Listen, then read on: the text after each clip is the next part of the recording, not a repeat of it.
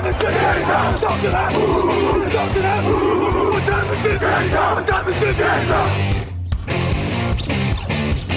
gun, Hulk left slot. Dixie left, T left. Mercedes, wide chip, Ricky. Beaver left, 75, Katie, Omaha. We're good.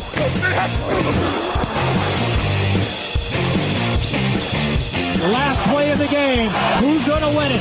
Luck rolling out to the right. Dumps it up to Donnie Avery. Yeah! Goal line! Touchdown! Touchdown! Touchdown! Touchdown!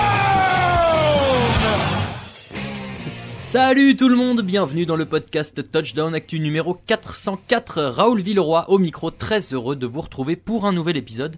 Je suis aujourd'hui avec Raphaël Masméjean. Salut Raph. Salut Raoul, salut à tous.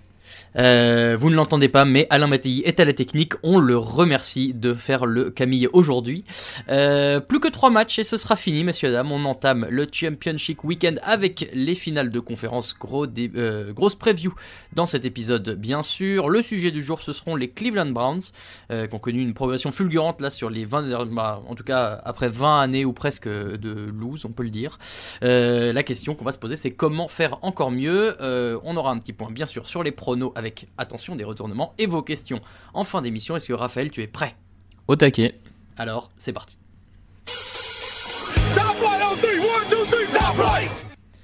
Alors, évidemment, l'actualité du jour est très forte, puisque, vous le savez sans doute, Philip Rivers a pris sa retraite. C'était hier, c'était annoncé mercredi. On ne va pas en parler parce que c'est trop dur pour moi. Donc, on va se concentrer plutôt sur les Cleveland Browns, qui sont un peu l'équipe qu'on n'attendait pas forcément à ce niveau-là, qui a passé un tour de play-off, qui a fait très bonne figure tout au long de l'année, qui finit avec un bilan de 11 victoires et 5 défaites. Et quand tu vois d'où ils arrivent par rapport aux années précédentes, alors certes ils sont 3e en AFC Nord, mais cette année c'était très serré.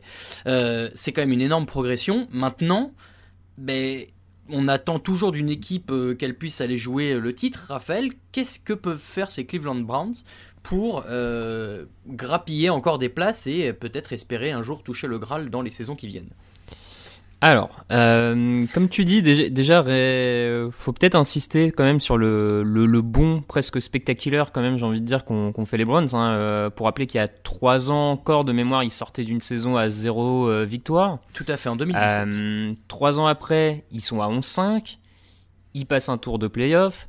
Donc quand même, déjà, on peut rappeler que l'équipe est sur les bons rails, clairement. La franchise a été restabilisée comme elle ne l'avait pas été depuis 2 décennies, comme tu l'as dit, on va dire.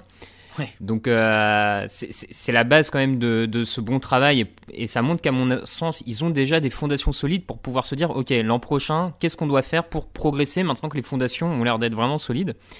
Et là, pour répondre à ta question...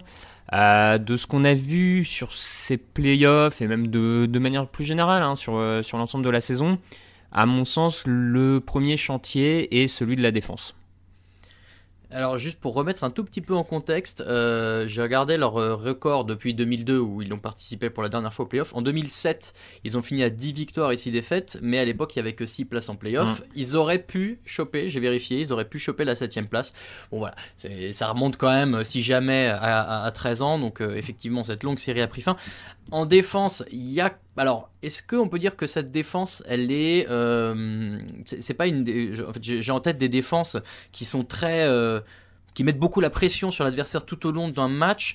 La défense de Cleveland va pas forcément être trop forte tout le match, mais par moment va avoir un peu provoquer des plays ou avoir des playmakers, pour prendre des expressions bien françaises. Mais voilà, provoquer par moment la perte de balle ou le 3e down pas converti et du coup un peu pas de briquet de broc, mais réussir à faire ce qu'il faut au bon moment. Est-ce qu'on peut parler d'une défense opportuniste, Raphaël ?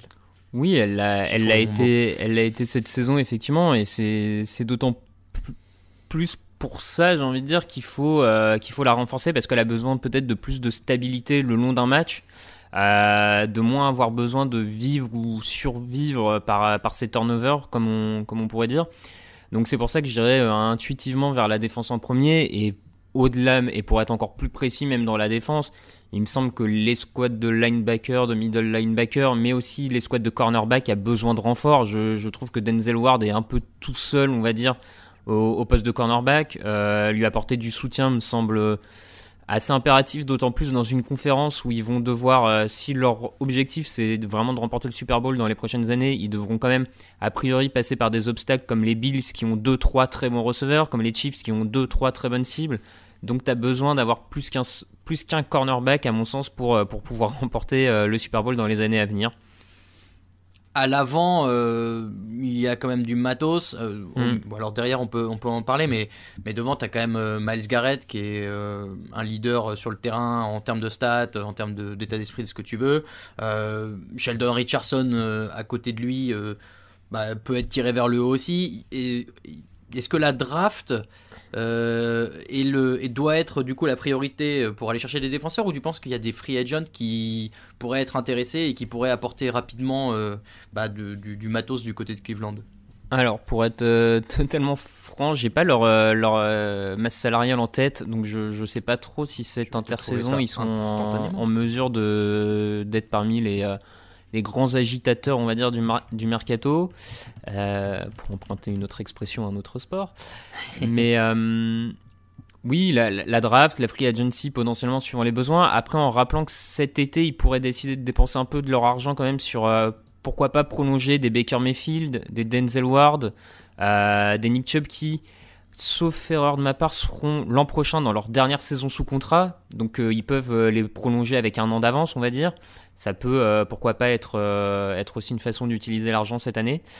Donc à voir. J'ai ta réponse si tu veux. Ils auront l'an prochain 18 millions de dollars en positif. Donc ils auront 18 millions de dollars pour aller chercher des trucs. C'est avant, bien sûr, tous les micmac et négociations avec les joueurs déjà existants, mais ils sont dans le haut de la ligue, hein. Ils sont 11e sur les 32 équipes, donc ils sont globalement dans la fourchette haute, on va dire, des équipes avec de l'argent. Non, mais du coup, pourquoi pas, des ajouts de vétérans sur des postes clés en défense, ça peut être une option. Maintenant que la franchise semble être remise sur de bons rails, ça peut être un endroit assez attractif pour un vétéran, enfin pour des joueurs qualifiés clairement. Donc voilà, la défense. Après, il y a aussi des trucs on peut passer à l'attaque, hein. Je pense qu'il y a aussi du travail en attaque. Encore étoffer, on va dire, les squads de receveurs autour de Baker Mayfield, ou si possible. Donc, bon.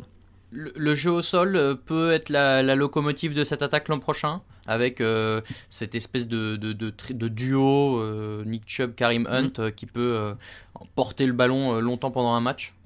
Oui, ça le sera encore, je pense, parce que l'investissement sur la ligne offensive également a été fait en ce sens, avec l'an dernier la signature de Conklin, la draft d'un tackle cette saison.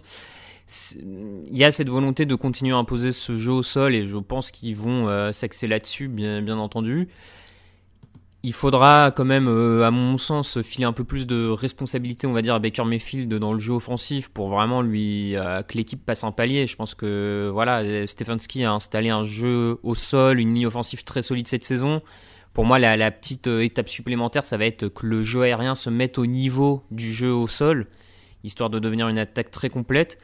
Donc voilà, mais ce qu'on n'a peut-être pas souvent souligné, hein, et qui va être aussi important dans cette intersaison, c'est que finalement Baker Mayfield va garder son coordinateur offensif, et depuis qu'il est dans la ligue, ça va être la première fois finalement qu'il enchaîne deux années de suite avec le même coordinateur offensif.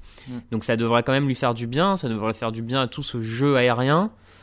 Donc je trouve qu'il y a des éléments assez positifs pour Cleveland, et se dire qu'il y a moyen de faire mieux l'an prochain. Deux questions pour finir. D'abord, qu'est-ce qu'on fait d'Odell Beckham Jr.? On est obligé d'en parler. C'était quand même une des superstars des années 2010 en NFL. Aujourd'hui, il n'est pas dans l'anonymat, mais bon, déjà, il est sur la liste des blessés. Et ensuite, il a plus du tout l'impact et peut-être la notoriété aussi qu'il avait du côté des Giants. Est-ce qu'on continue de miser sur lui? Est-ce qu'il va falloir à un moment voir s'il ne peut pas avoir une valeur marchande? Alors, comme tu dis, c'est un dossier à mon sens un peu compliqué, parce qu'on sait que le joueur, le talent, il l'a. Oui. Bon, on n'en doute pas tellement. D'un autre côté, on a vu que l'entente avec Baker Mayfield n'a pas été extra jusque-là quand ils jouaient ensemble. C'est vrai qu'il y avait peut-être même une tendance de Baker Mayfield à trop forcer sur Odell Beckham, à trop essayer de s'appuyer sur lui et à bloquer le reste, on va dire, du jeu.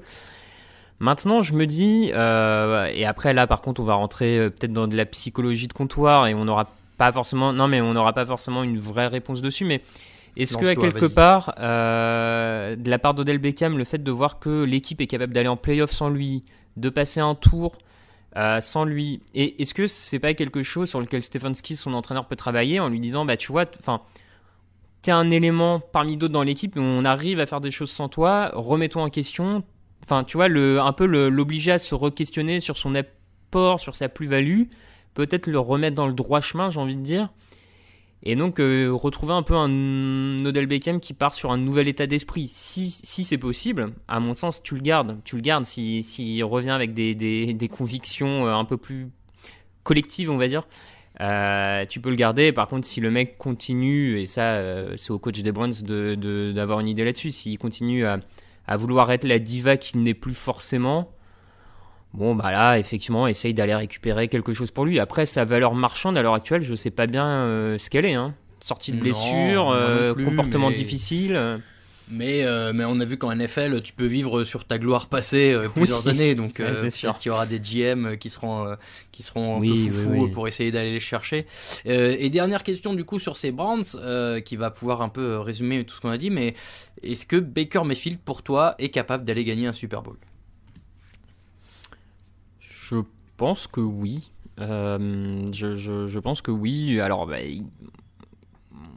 on en est qu'à 4 saisons avec lui, si je dis pas de bêtises. Oui, bien sûr, on se projette. 4 saisons, donc c'est toujours dur de dire. Cette année, il semble avoir progressé par rapport à l'an dernier et par rapport à il y a 2 ans. Donc, il semble quand même être dans une phase de progression depuis son entrée dans la ligue. C'est 3 saisons, je m'excuse de 3 saisons, j'avais un doute, j'avais un petit doute saisons, effectivement en 2018 au premier sur le 3 ou 4 saisons. En tout cas, sa 3e saison est bien mieux que sa 2e saison. Donc, il a repris le bateau en main. Il s'est redressé à ce niveau-là. Moi, ce que je vois sur les qualités en termes de passe, sur le leadership, il me semble être un quarterback capable d'aller avec son équipe au Super Bowl. J'ai rien vu de catastrophique au point de me dire ok, il arrivera jamais à passer ce palier. Donc, je pense que oui. Je pense qu'il peut être le quarterback qui conduit les Browns au Super Bowl. Après, il aura besoin d'être, je crois, par contre, malgré tout, il a besoin d'être bien entouré et je pense pas qu'on puisse attendre de lui qu'il porte tout seul cette attaque. Non, peut-être pas effectivement, mais on a déjà vu des quarterbacks moins bons que lui aller au Super Bowl. Il n'a que 25 ans, c'est sa 3e saison, donc on verra. En tout cas, voilà, pour les Browns, l'avenir est beaucoup plus radieux qu'il ne l'était ces 20 dernières années et on espère pour eux que ça continuera de progresser. Voilà pour notre petit débat du jour. On enchaîne avec les 2 affiches de ce Championship Weekend. It's time, baby! Make it special tonight! Make tonight special! It's our night, and it's our division. It's our time to go win it. We're gonna start fast and finish strong. Yes, sir. Here we go. Work on 3. 1, 2, 3. Work!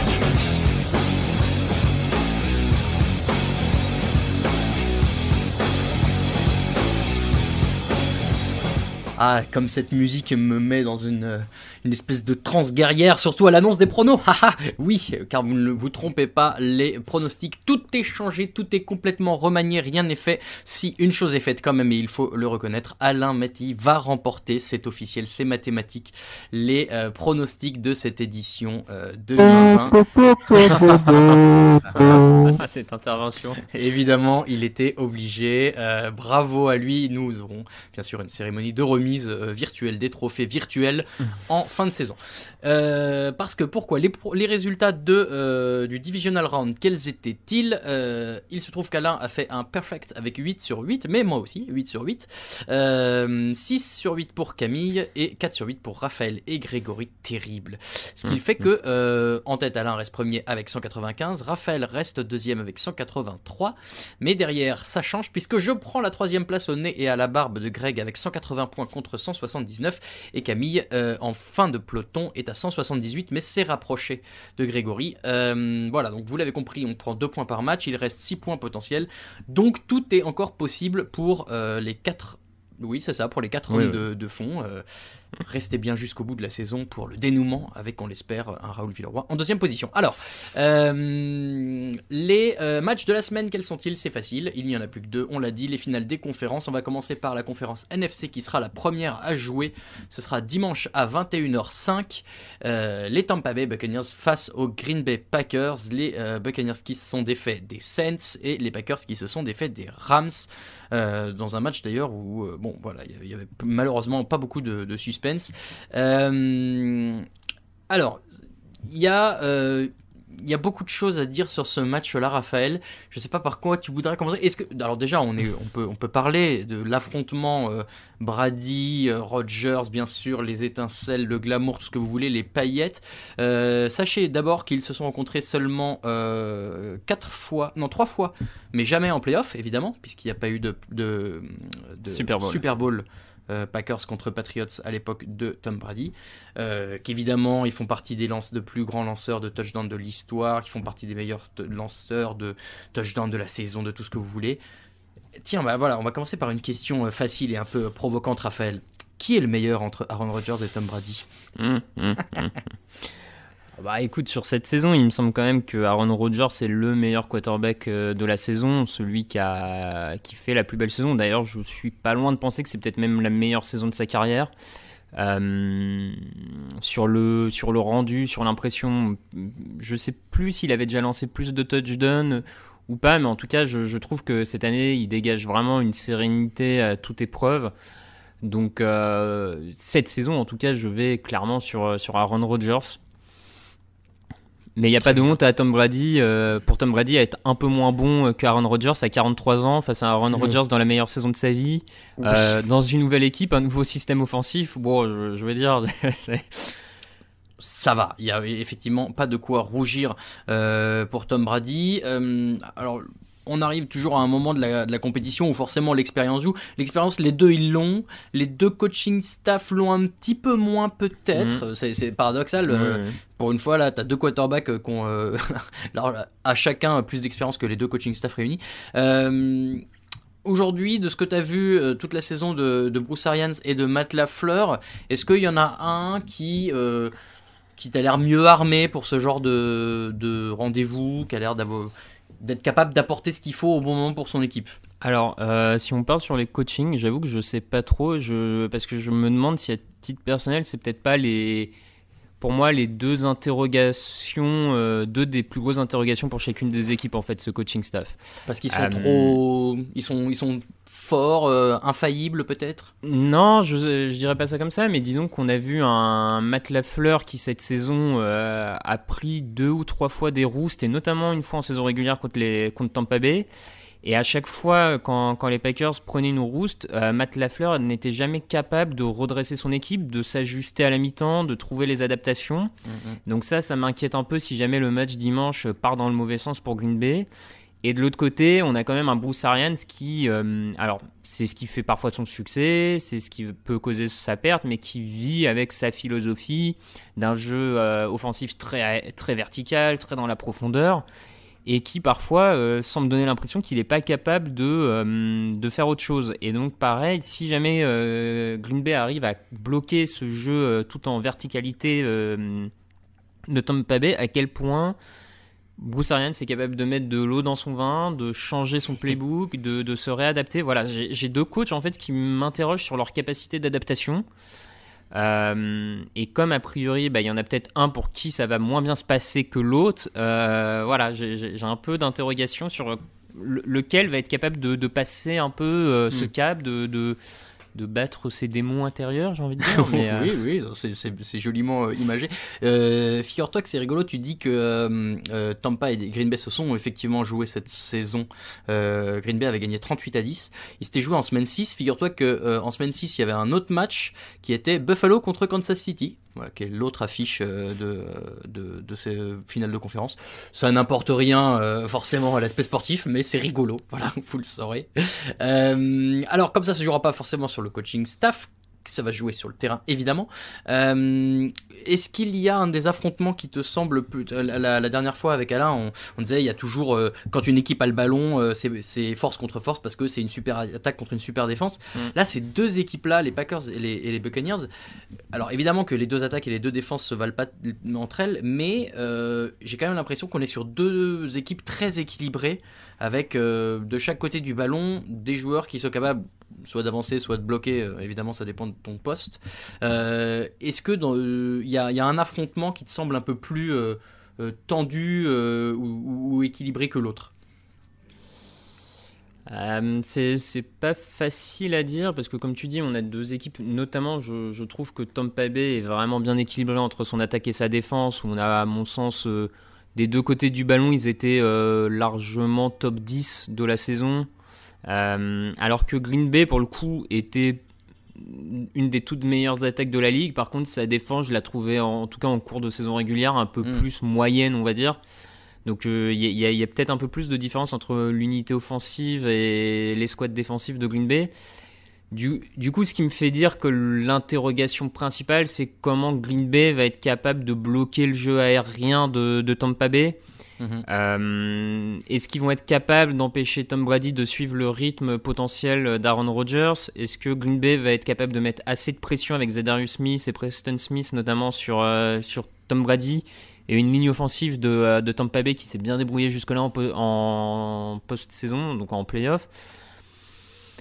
Voilà, moi j'ai l'impression que ça va un peu tourner sur ce match-up-là et comment aussi le mine de rien, le backfield défensif de Green Bay est capable de défendre l'ensemble des cibles, car en sa possession Tom Brady, on l'a quand même vu, hein, on a un Mike Evans qui est présent, on a Antonio Brown, un Scott Miller, un Cameron Brate qui des fois sort, Gronkowski, enfin voilà, il y a quand même tout un tas de cibles. Donc comment Green Bay arrive à bloquer l'attaque de Tom Brady? Pour moi, c'est vraiment le match-up clé. On a évidemment comme on a deux quarterbacks, on peut dire légendaires, qui vont s'affronter dans ce match-là. Qu'est-ce qui va en être du jeu au sol de part et d'autre? C'est pas deux équipes qui forcément s'appuient beaucoup dessus. Est-ce que il y en a un des deux, à ton sens, qui peut faire la différence sur ce match-là, ou il faut pas, ou alors il faut un peu l'oublier et essayer de se concentrer sur la force principale, qui est plutôt le jeu aérien? Non, je pense que vraiment le jeu de course de Green Bay peut être un des facteurs X de ce match. Pour le coup, ils ont réussi à établir un groupe de coureurs assez polyvalent avec Aaron Jones, avec le rookie Matt Dillon, qui ont fait sur ces dernières semaines plutôt bonne impression. Alors, ils avaient été bloqués au sol justement en semaine 6 contre Tampa Bay. Donc l'un des éléments clés, c'est d'être capable de faire sauter ce verrou contre la course de Tampa Bay, qui est un des points forts de la défense de Tampa Bay en plus. Mais justement, s'ils arrivent à renverser la table à ce niveau-là, ça peut être encore plus positif, on va dire, pour Green Bay. Donc je donnerais l'avantage en tout cas aux coureurs de Green Bay. Je suis beaucoup plus sceptique sur les coureurs de Tampa Bay, que ce soit Ronald Jones ou Leonard Fournette. Bon, voilà. Peut-être encore plus face à cette défense des Packers. Ouais, peut-être en plus, ouais, face à cette défense, je sais pas tout. Je suis pas ultra convaincu par ça. Donc, je pense que s'il y a un des deux jeux de course qui doit faire la différence dans ce match, je vois plus celui de Green Bay à même de le faire. Après, comme tu dis, quoi qu'il en soit, c'est deux équipes qui, à mon avis, vont privilégier la passe pour avancer, et à juste titre. Ouais. Du coup, c'est l'heure de te mouiller, Raphaël, fort de tous ces petits tours d'horizon de chaque équipe. Qui est-ce que tu vois avoir l'avantage dans ce match? Et quel scénario de match tu vois? Tiens, pas forcément point par point, mais un peu. Est-ce que ça va être très serré? Est-ce qu'il y en a un qui va s'envoler, l'autre qui va essayer de rattraper avec une remontada presque réussie en fin de match? Ouais, pour le coup, je vois vraiment bien un match serré, pas forcément avec un scoring très haut non plus, mais je vois bien le match qui se joue vraiment dans les derniers instants jusqu'au bout. Je vais aller sur Green Bay. Sur Green Bay, parce que je pense qu'ils ont retenu quelques leçons de l'an dernier et de la finale AFC où ils se prennent une déculottée face aux 49ers. Je pense qu'ils ont appris de ça. Comme je le disais, j'ai quelques doutes sur Bruce Arians de l'autre côté. Et puis Aaron Rodgers a vraiment l'air d'être au top cette saison, à développer son jeu plus que jamais, avec un Davante Adams, on n'en a pas parlé, mais qui est absolument monstrueux cette saison. Si en plus Davante Adams arrive à battre Carlton Davis de la défense de Tampa Bay, je pense que Tampa Bay peut vraiment souffrir sur ce match dans le secteur aérien. Ouais. Donc je vais aller sur Green Bay pour ces éléments-là, mais bon, j'aime pas trop parier contre Tom Brady en playoff. Donc, Bah non, évidemment. Je vais prendre les Packers aussi. Je suis assez d'accord avec toi que Rodgers a l'air sur une année où il est en mission. Et puis alors attention, je l'ai pas dit, mais si Tampa Bay gagne ce match, ce sera la première équipe de l'histoire à jouer un Super Bowl à domicile. Moi je trouve cette malédiction trop rigolote, donc j'ai pas envie qu'elle s'arrête aujourd'hui, surtout à Tampa, ce serait improbable. Donc ouais. Pardon, j'allais dire attention au climat aussi, hein, on sait pas trop. Oui, alors, tout à fait, c'était mon point d'après. Mais... Certes, Tom Brady a déjà joué dans des climats rugueux quand il évoluait du côté de New England. Hein, en extérieur, il a déjà joué. J'aurais été plus inquiet si c'était les Saints qui étaient venus jouer à Green Bay. Oui. Mais le reste de l'effectif, ça peut jouer aussi. Hein. Tout le monde n'a pas l'expérience de Tom Brady dans l'équipe de Tampa Bay, donc attention à ce déplacement. Il a beaucoup joué dans le froid, peut-être pas. Voilà, je suis pas bien persuadé pour Mike Evans. Il y a Rob Gronkowski finalement qui va être son atout numéro 1. Ça pourra pas suffire, mais non. Bon, voilà, attention quand même à ce petit facteur temps qui peut. Brown, si Antonio Brown chez les Steelers, pour le coup, il faisait froid. Oui, effectivement Brown. Non mais je suis d'accord avec toi, effectivement le facteur météo va jouer sur ce match-là. On ne sait pas s'il y aura de la neige, mais j'espère. Packers donc pour nous deux, ça c'était pour la première affiche de la finale de conférence NFC. La finale de conférence AFC, elle opposera, vous le savez, les Bills aux Kansas City Chiefs, les Bills qui ont complètement éteint les Ravens en Divisional Round, et les Chiefs qui ont bataillé, on va dire, face aux Browns. Mais voilà, la grosse question autour de ce match-là, c'est est-ce qu'on va avoir Patrick Mahomes du côté des Chiefs? On vous le rappelle qu'il est sorti sur blessure pour un protocole commotion en plein milieu en troisième quart-temps. Ouais, début du troisième quart-temps, je dirais. Ouais, troisième quart-temps du côté pendant le match face aux Browns. Est-ce que c'est lui qui va jouer? Déjà, c'est la première question. Aujourd'hui, on enregistre le mercredi, il est 18h25, alors je vous dis ça. Nous n'avons pas la réponse. Tout ce qu'on sait, c'est que chaque jour, les officiels de Kansas City se veulent un peu plus rassurants en disant qu'il arrive à passer les étapes clés vers un retour à la compétition. Quand bien même ce serait le cas, il aurait assez peu d'entraînement dans les jambes. S'il y a bien un joueur pour lequel ça ne m'inquiète pas, c'est Patrick Mahomes. Maintenant voilà, la question, on est obligé de se la poser, Raphaël. Est-ce que c'est l'équipe des Chiefs la mieux préparée qui va arriver pour ce match? Tout dépend effectivement, comme tu dis, du cas Patrick Mahomes. Alors, ils vont être bien préparés parce que le reste s'entraîne comme il faut et on peut faire confiance à Andy Reid et son expérience pour quand même que l'équipe reste concentrée, mobilisée toute cette semaine. Après... Comme tu dis, c'est un match dont là toute notre preview peut tenir juste à la participation ou non de Patrick Mahomes, parce que je crois qu'on l'a tous assez vu jusque-là. L'attaque de Kansas City n'est forcément pas la même avec lui ou sans lui. Bien sûr, le play calling d'Andy Reid et de Eric Bieniemy peut aider Chad Henne à faire des bons jeux. On l'a vu contre les Browns. Hein. C'était pas désobligeant d'ailleurs ce qu'il a fait, honnêtement. C'était pas désobligeant, mais enfin on était quand même rassurés pour les Chiefs qu'ils aient eu 16 points d'avance pour se permettre ce petit match-là. Oui. Que au final ils jouent aussi un peu leur match potentiellement, même si derrière on sait pas ce que Cleveland aurait fait, mais ils jouent aussi leur match sur une 4-1. On a en tête cette très vilaine interception en profondeur lancée par Chad Henne. Oui. Et quand tu sais que le jeu des Chiefs aussi mise en partie sur la capacité d'un Tyreek Hill et d'un Mecole Hardman à aller très en profondeur, forcément si ton quarterback n'est pas capable d'exploiter ça, ça devient un peu embêtant. Donc on est obligé de se dire que sans Patrick Mahomes, ça ne sera pas la meilleure équipe des Chiefs qu'on peut avoir sur le terrain et ni la mieux préparée, comme on pourrait dire. Après, ils feront avec, ils essaieront de combler ça si ça doit se passer comme ça. C'est sûr, il y a quand même un peu de matos, même sans Patrick Mahomes, on l'a vu, et de toute façon, je fais confiance également au coaching staff de Kansas City là-dessus.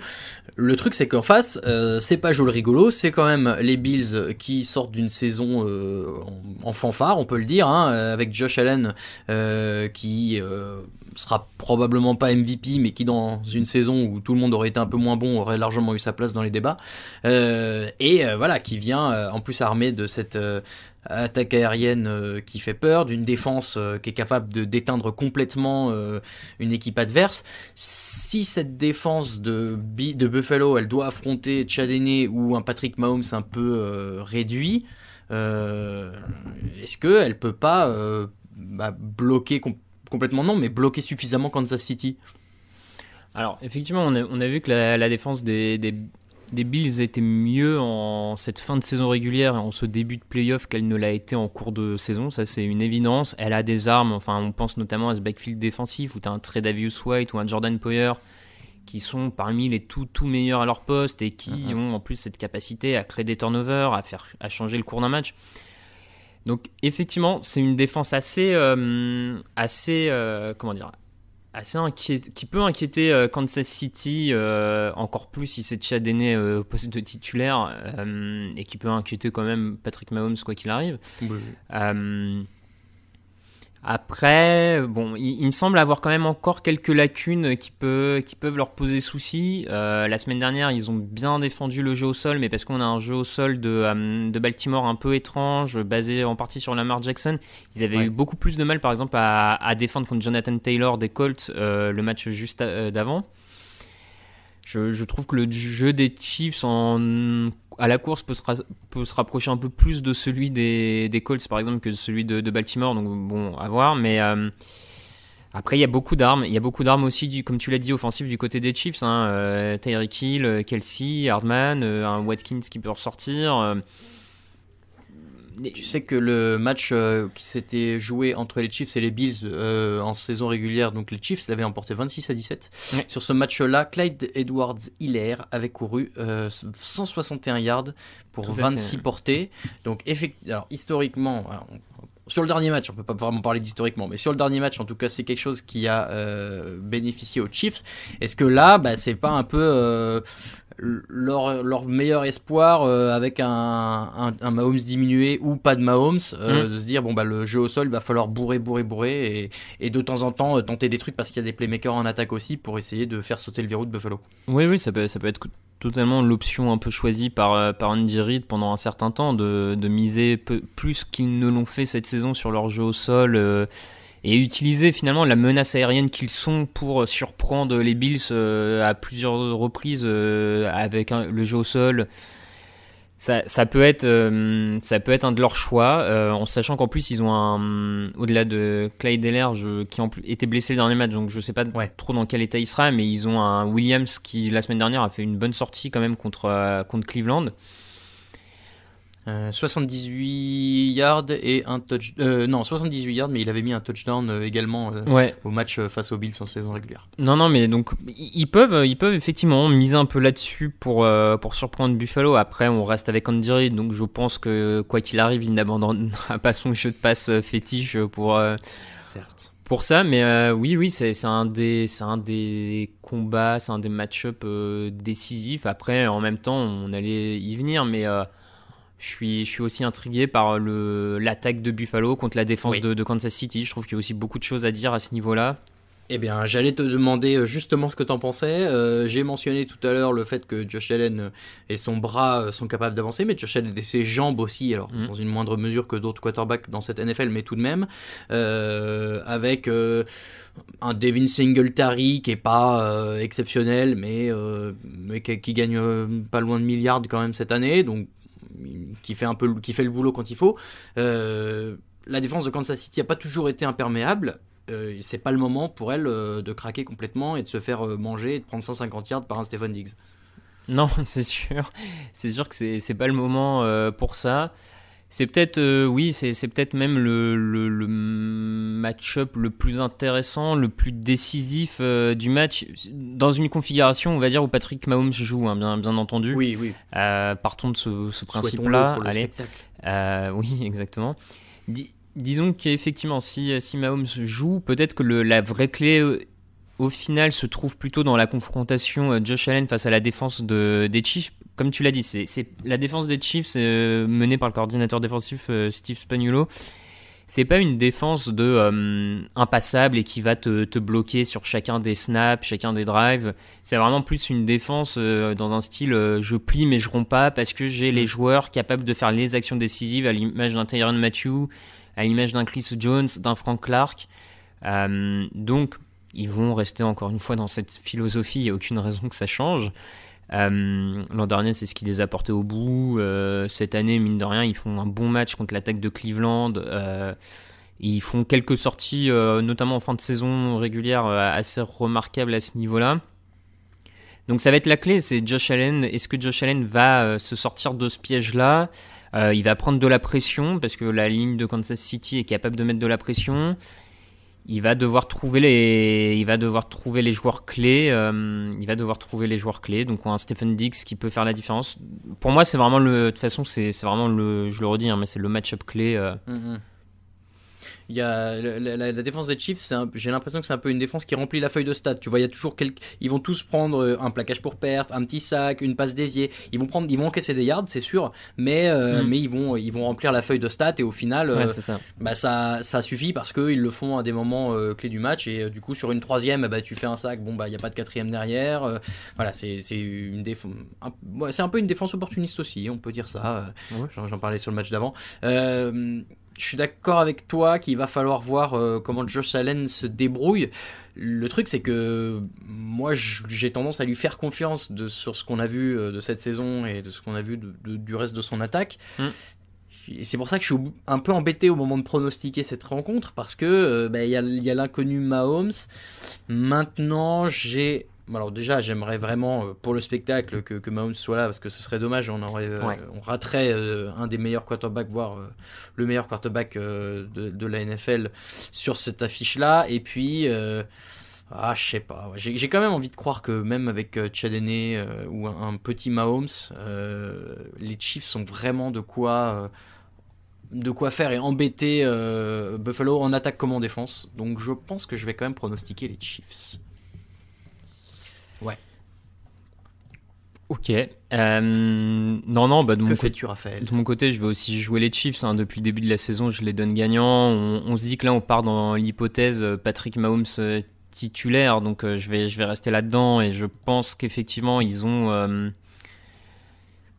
plus d'armes. Alors, Josh Allen fait une très bonne saison. La défense des Chiefs peut parfois poser question. La défense de Buffalo est sur une bonne phase, tout ça. Mais malgré tout, je crois que cette équipe des Chiefs, quand elle est menée par Patrick Mahomes, je pense encore qu'on n'a pas vu l'entièreté de son potentiel offensif cette saison. Je crois qu'ils ont un peu de marge sur leurs adversaires. On l'a dit toute la saison, donc on va pas. Enfin, je sais qu'Alain serait d'accord avec moi, mais je vais pas me débiner au dernier moment. Voilà, je pense que si Mahomes est sur le terrain, c'est qu'il est prêt pour jouer. Et je pense que du coup, les Chiefs trouveront encore une fois la clé offensivement pour gagner cette rencontre. Donc, je vais aller sur Kansas City.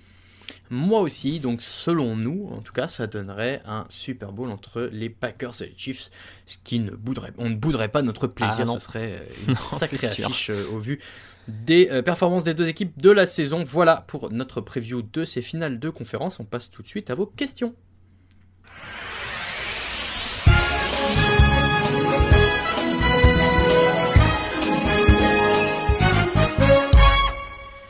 Vos questions, elles étaient nombreuses sur le site de Touchdown Actu. J'ai essayé d'en prendre un maximum. Première question, Raphaël. Question de Étienne Munoz. Une question que j'aime bien et que je vais vous poser maintenant. Salut l'équipe, j'espère que vous allez bien. Je voulais savoir où en était la création des London... Alors, il a écrit Mermaids, ce qui veut dire sirène. Nous, c'était plutôt les London Marmites.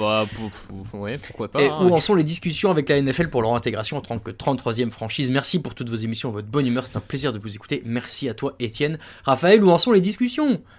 Ouais, c'est vrai, on les a un peu laissés de côté cette année. Covid oblige, avec pas de match à Londres, on n'a pas pu continuer à réseauter, à faire notre lobby au sein de la NFL, mais Ça avance.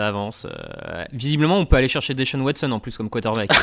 Ça serait pas mal. Quitte à commencer. Et puis, est-ce que dans ce cas-là, on peut aussi prendre JJ Watt? Parce que moi, depuis le début, je voulais prendre JJ Watt comme premier joueur. Allons-y, quitte à faire, on peut les débarrasser s'ils en veulent plus. Oui, bien sûr.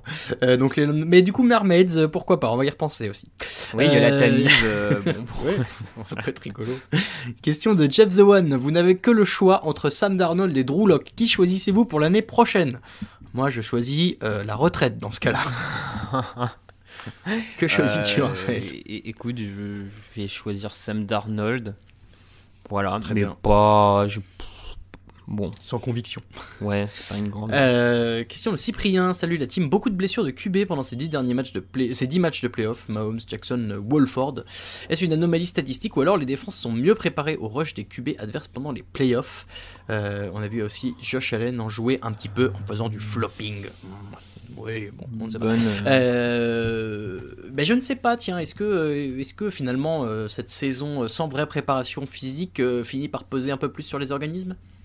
Peut-être, effectivement. Après, oui, il y a aussi un peu plus de quarterbacks qui sortent un peu plus de la poche, donc qui potentiellement se prennent un peu plus de coups, ça c'est vrai. De là, est-ce que ce soit une anomalie statistique? Je sais pas, ces dernières années, j'ai pas trop. Effectivement, il y a beaucoup de quarterbacks qui se blessaient en playoff, j'ai pas souvenir. J'ai souvenir, alors du coup c'est pas très récent, mais j'ai souvenir de Robert Griffin, son année rookie face aux Seahawks, où sur la pelouse de Washington, oui. il se fait mal. Sinon, on veut jouer rappeler Philip Rivers qui a joué en ayant les ligaments déchirés. Ouais. Non, c'est vrai que ça arrivait peut-être un peu moins, clairement. À voir si ça se confirme les autres années, plutôt pour savoir si là c'était juste une anomalie ou si c'est une tendance un peu liée au jeu évolutif, on va dire. Bien vu. Et Cyprien concluait par Go Bears, pas du tout. Question de Dop. Si vous deviez refaire la draft 2018, dans quel ordre choisiriez-vous les QB de cette QV? Je te les redonne. Mayfield, Darnold, Allen, Rosen, Jackson. Est-ce que déjà on peut s'accorder sur le fait qu'on prenne Josh Allen en premier? Oui. Est-ce que tu mets Mayfield ou Jackson en deuxième? Je pense que je préfère un Mayfield, moi. Ouais, je sais pas, égalité. Et derrière Darnold et Rosen en 5. Oui, là, pareil, pour le peloton de queue, on va dire, ça me semble plus évident aussi. Mais... donc on ferait ça. Moi, je pense Josh Allen, Baker Mayfield et Lamar Jackson à égalité, puis Sam Darnold et Josh Rosen. Qu'est-ce qui devient Josh Rosen, d'ailleurs? Je ne sais pas, ça ne m'intéresse pas. La Cash aux Falls, question qui nous dit: salut la team, sur les 4 derniers Super Bowl possibles, quel scénario vous ferait le plus plaisir? Alors, il nous donne évidemment les petits scénarios. Chiefs Packers, le remake du premier Super Bowl, c'est vrai. Bills Buccaneers, Buffalo contre Tom Brady et Gronkowski. Chiefs Buccaneers, la passation de pouvoir entre le maître des années 2010 et Tom Brady et le Padawan des années 2020. Ouais, ça se défend. Ou Bills Packers, duel entre les deux fanbases les plus bouillantes de la NFL. Moi, très honnêtement, je le dis depuis le début, je pense que le Bills Packers serait mon affiche préférée, même si je pense pas qu'elle aura lieu. Mais moi, ce serait ça si je devais choisir, ce serait ça. Non, moi, ça serait Chiefs Packers, mais après, comme dit, je trouve sympa l'idée d'un petit passage de relais Mahomes Brady potentiellement. Je trouve que ça peut aussi avoir une petite symbolique. C'est vrai. Avec en plus Brady qui gagnerait, imagine. Allez, du calme. Ouais, là du coup tu passes gamin. Pas vraiment le relais, mais non, mais tu fais encore. C'est moi qui suis encore là, mais genre attends un peu. Ouais, mais oui, non, je vais quand même aller sur Chiefs Packers. Très bien. Question de Dolphin. Bonjour l'équipe, on parle beaucoup dernièrement d'une équipe à incuber près de faire un gros parcours en playoff. Du coup, qui voyez-vous tenter un all-in pour Deshaun Watson? Les Rams, les Niners, les Dolphins, les Saints, les Colts, les Cowboys, les Redskins. Et il y a le choix. Ça a déjà été un peu évoqué dans le fauteuil, mais toi, qui verrais-tu se jeter comme un mort de faim sur un chou à la crème sur Deshaun Watson? Moi j'ai deux équipes plus particulièrement, disons, qui à mon avis seraient vraiment des spots d'atterrissage très très intéressants dans une optique d'aller au bout. C'est les 49ers, on l'a vu, l'an dernier ils étaient au Super Bowl. Bon, cette année on sait avec toutes les blessures, tout ça a été compliqué, mais c'est vrai que potentiellement les voir avec un quarterback du potentiel de Watson, Garoppolo est pas mauvais, mais je pense vraiment que Watson est supérieur, donc c'est intéressant. Et puis les Rams, sur ce qu'on a vu, on peut se dire quand même que les Rams, dimanche dernier, s'ils avaient affronté Green Bay avec Watson, Je suis pas certain que ça aurait pas donné un match un poil plus serré quand même. Hein. Donc, et les Saints avec Watson, tu penses pas qu'ils auraient battu les Buccaneers? Non, mais si, je pense qu'effectivement, ils pouvaient les battre. Vu qu'on a vu peut-être le plafond cette année pour Drew Brees avec les pépins physiques, tout ça, oui, Watson aurait pu tirer peut-être un peu plus encore de cette équipe de New Orleans, effectivement. New Orleans pourrait être... Les fans de New Orleans seraient gâtés, hein. S'ils passent de Drew Brees à Watson, ça va. Clair. En termes d'attente, bon... Ouais, et puis tu vois, autant toutes les autres équipes que tu mentionnes, les Rams et les Niners, ils ont encore des quarterbacks entre guillemets jeunes, et est-ce qu'ils veulent encore miser dessus pour l'avenir peut-être, alors que les Saints, si Breeze s'en va, la porte est grande ouverte et l'équipe est prête, donc moi je trouverais ça incroyable en tout cas. Et maintenant les Colts, en plus les Colts ça pourrait être très rigolo aussi, mais bon c'est la même division. Alors, là ouais, si les Texans l'offrent aux Colts, voilà, on arrête tout là. C'est vraiment que les mecs qu'il faut arrêter quoi. Question d'Arthur Lutte, salut la team, ma question, si vous aviez le pouvoir d'inventer un nouveau poste offensif ou défensif en NFL, que feriez-vous? La bise mes poules en sucre, je ne blague pas, il y a vraiment écrit ça. Toi Raphaël, je crois que tu voudrais plutôt supprimer des postes, non? Non, Raphaël est en croisade contre les postes dans la rédaction. Je me suis fait trop d'ennemis, donc je n'irai pas plus loin. Mais alors, inventer un poste, je vois pas trop ce qu'on pourrait faire. Un poste hybride, parce que tu vois, le tight end, c'est un mix entre lineman et receveur. Est-ce qu'il y a d'autres postes qui pourraient être hybrides?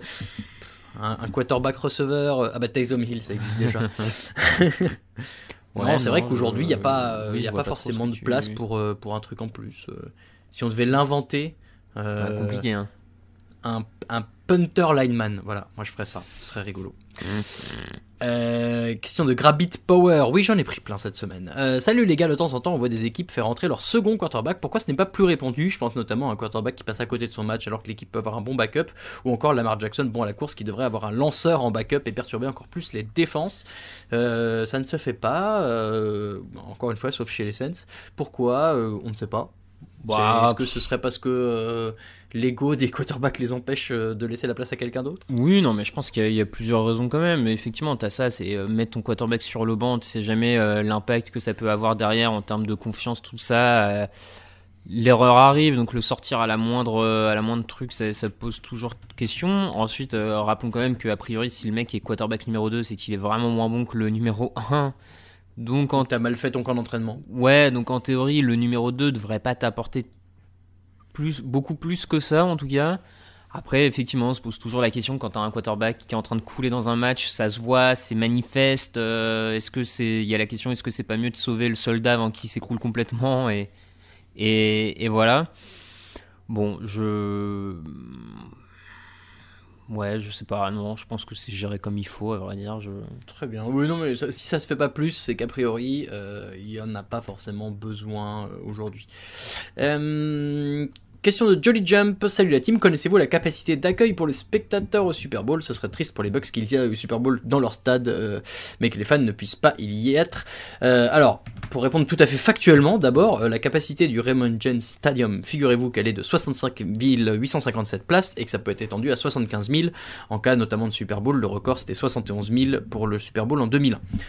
Maintenant, dans les faits, on ne sait pas du tout comment ça va se passer. 0. Bah ça sera probablement 0, ou alors il y avait cette histoire de dire qu'on envoie du personnel soignant en récompense, ouais, bon, pour je sais pas, on n'a pas d'infos. On ne sait pas. Aujourd'hui, c'est la seule chose que l'on sait, c'est qu'on ne sait pas. Et on espère qu'il y aura du monde dans le stade, ce serait extrêmement triste. D'autant plus, c'est vrai, si les Bucks seraient les premiers à aller au Super Bowl dans leur stade et qu'il n'y a pas de public. Nous verrons tout cela le 7 février, bien sûr. En espérant qu'on sache un peu avant quand même. Allez, encore 3 questions. Question de Sun, je sais pas. Hello, l'équipe TDA, j'en suis à ma 9e saison de NFL. Je n'ai jamais compris l'intérêt de la course à la première place de la draft. Tu es tombé avec la bonne équipe, Sun. Petite stat pour le montrer d'ailleurs, depuis 2000, seuls 3 joueurs sélectionnés en premier ont fini champion. Eli Manning, David Carr, qui était remplaçant, et Eric Fisher avec Kansas en 2013. Oui, après, l'intérêt de la course, je ne sais pas. Il n'y a pas vraiment de course à la première place, hein, je veux dire. Alors bien sûr, sur la fin de saison, on peut dire que Jacksonville n'a pas cherché à gagner des matchs particulièrement. Hein, Après, je pense juste que Jacksonville était moins fort que les autres et ils perdent. Donc c'est pour ça la notion de course à la première place, je suis pas bien certain que les équipes la pratiquent particulièrement, tu vois. Oui, on le dit souvent, il n'y a pas vraiment de tanking en NFL. Il mentionne lui en NBA. C'est vrai qu'en NBA, c'est un truc qui se fait un peu plus. Parce que déjà, l'apport d'un joueur dans un effectif de 5 forcément a plus d'impact. Et puis, sur une saison de 72 ou je sais plus combien, maintenant c'est un peu moins, mais de beaucoup plus de matchs, disons que c'est moins évident. C'est plus facile, disons, d'en lâcher 2-3 à droite à gauche. Avant-dernière question, Mr. West. Excellente question de Mr. West, je dois le préciser. Bonjour, est-ce que faire un épisode 404 du podcast est une erreur ? Ça me fait beaucoup rire. Okay. Et je dirais oui, mais nous sommes quand même là, malgré l'erreur 404. Et enfin, dernière question, Olivier C. qui nous dit « Bonjour, comment expliquer la prestation fantomatique de Michael Thomas ? Juste la défense des Bucks ou une mauvaise utilisation par Breeze ? Est-ce la fin de l'histoire Jared Cook aux Saints ? Merci et bonne émission, Olivier de Lagny-sur-Marne. » Eh bien, nous t'embrassons, Olivier de Lagny-sur-Marne. Raphaël, comment expliquer tout ça ? Plusieurs choses quand même. On a un Michael Thomas qui est tombé face à un Carlton Davis qui est un très très bon cornerback. Donc c'est pas anormal qu'il ait eu du mal sur ce match. Après de là, tomber à 0 réception, on voit quand même que Michael Thomas est revenu très récemment de blessure. Là, si je dis pas de bêtises, j'ai cru voir passer qu'il se faisait réopérer de nouveau. Donc voilà, on peut se poser quand même la question sur le fait d'un joueur revenu peut-être trop tôt pour essayer de donner une chance supplémentaire à son équipe en play-off, mais qui finalement n'était pas vraiment prêt physiquement à la bataille des play-offs. Enfin, clairement, je pense qu'il y a peut-être un peu de ça pour le coup. Et puis, après, ils n'ont pas réussi à se trouver avec Drew Brees, donc je pense qu'entre son physique, à mon avis, très loin d'être à 100%, un très bon Carlton Davis face à lui, un Drew Brees qui a eu un peu plus de mal à le trouver. Si tu mélanges un peu le tout, t'as un mec qui passe à côté, quoi. Voilà, et est-ce que c'est la fin de Jared Cook chez les Saints, selon toi ? Je sais pas, je crois que effectivement il était peut-être en dernière année de contrat. Je suis plus intéressé de savoir si c'est la fin de Drew Brees chez les Saints, honnêtement. Ouais, je sais pas, peut-être. Nous verrons tout cela. Évidemment, suivez bien Touchdown Actu pendant l'intersaison, bien sûr. C'est comme ça que se termine l'épisode 404 du podcast Touchdown Actu. Merci de nous avoir suivis.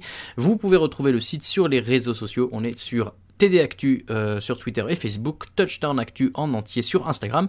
Pour le site avec les news, les résumés, les chroniques, c'est tdactu.com. Vous pouvez aussi retrouver Raphaël sur Twitter, @Raphaël_TDA ou pour moi, @RaoulVDG. Vous pouvez nous soutenir sur Tipeee, bien sûr, et rejoindre tous les gens qui le font déjà, d'autant que de nouvelles contreparties arrivent. Guettez bien tout ça dans les prochaines semaines. Je laisserai évidemment Alain Mattei annoncer officiellement tout cela. Merci beaucoup, Raphaël, d'avoir été avec moi. De rien, un plaisir. Très bonne finale de conférence à toutes et à tous. Ce sera sur l'équipe TV en clair, donc n'hésitez pas à vous connecter. 21h05 et minuit 40 dans la nuit de dimanche à lundi. Rendez-vous dimanche à 20h dans le fauteuil. Des bisous à toutes et à tous. Ciao.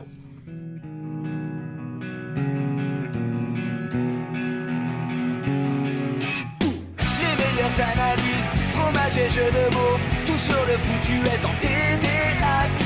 Le mardi, le jeudi, tailgate au risotto, les meilleures recettes en TDAQ.